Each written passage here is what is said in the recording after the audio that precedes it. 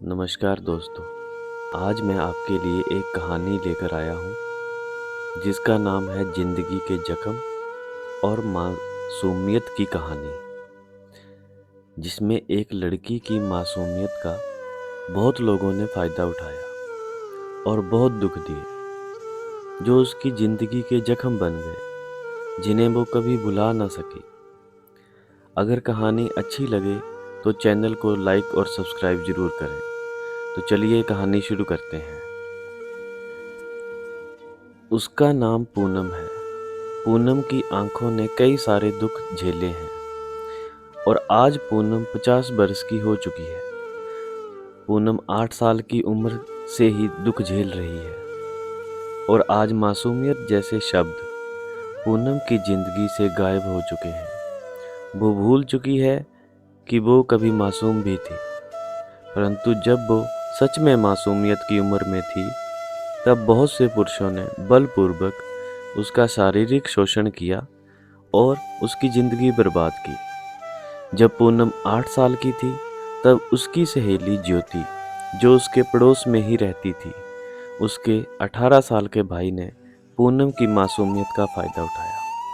जब वो 13 साल की हुई तो उसके सगे ताऊ ने उसकी मासूमियत का फ़ायदा उठाया और उसको अपनी हवस का शिकार बनाया। जब पूनम स्कूल से घर वापस आती थी तब भी कुछ लड़के उसके सीने और नितंबों पर हाथ मारते थे। इतने सारे दुख पूनम ने अपनी आंखों में आंसू भरकर झेले। अब उसे आदमी के नाम से ही नफरत हो गई थी और उसने जिंदगी भर शादी ना करने का फैसला कर लिया था। पर कुदरत को तो कुछ और ही मंजूर था। 90 के दशक में पूछा ही कब जाता था कि तुम शादी करोगी या नहीं। नतीजतन उसकी शादी हो गई। शादी के बाद उसने सारे पुरुषों की जातियों का बदला पति से लेने की ठान ली, पर वो गलत थी।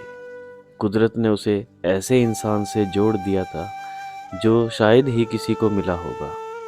उसके पति ने उसे जाना, पहचाना और समझा और उसे इतना सम्मान और प्यार दिया कि वो पिछले सभी कुकर्मियों को भूलने पर मजबूर हो गई और अब वो सब कुछ भूल भी गई थी। आपको बता दें, अभी कुछ दिन पहले ही पूनम ने अपनी शादी की 28वीं वर्षगांठ मनाई है। इस वर्षगांठ में पूनम ने अपने पति रवि को पूछा, क्या आपको इतने सालों में कभी मुझसे विवाह करने का अफसोस तो नहीं हुआ कि मुझे ऐसी स्त्री से शादी नहीं करनी चाहिए थी? पर इस बात पर रवि का जवाब आया, नहीं, मुझे कोई अफसोस नहीं है। और अफसोस किस बात का? मैं तो हमेशा चाहता हूँ कि मुझे अगले जन्म में भी पत्नी के रूप में तुम ही मिलो।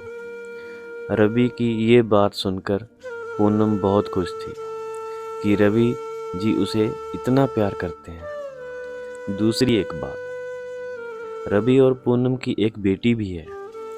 पूनम को अपनी बेटी की बहुत चिंता है, इसलिए वो अपनी भोली उम्र में हुई इन हरकतों के कारण अपनी बेटी का एक्स्ट्रा ख्याल रखती है। पूनम ने कभी किसी रिश्तेदार पर भरोसा करके उसे अकेला नहीं छोड़ा।